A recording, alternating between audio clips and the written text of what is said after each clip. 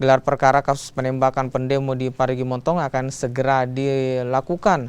Dari hasil uji balistik, spesifikasi senjata yang digunakan yang menewaskan korban R. Valdi mengarah ke salah satu anggota Polres Parigi Motong.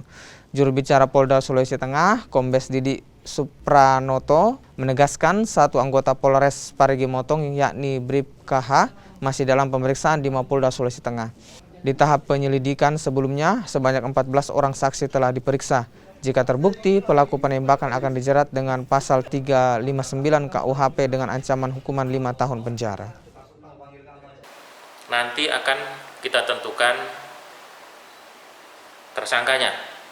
Ya, dari ditetapkan sebagai tersangka setelah dilakukan gelar. Kemudian pasal yang kita sangkakan yaitu pasal 359.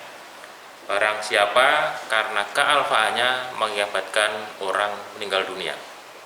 Ini ancaman hukumannya paling lama 5 tahun. Kemudian saya sampaikan bahwa sampai dengan saat ini penyidik telah memeriksa 14 orang saksi, termasuk juga H.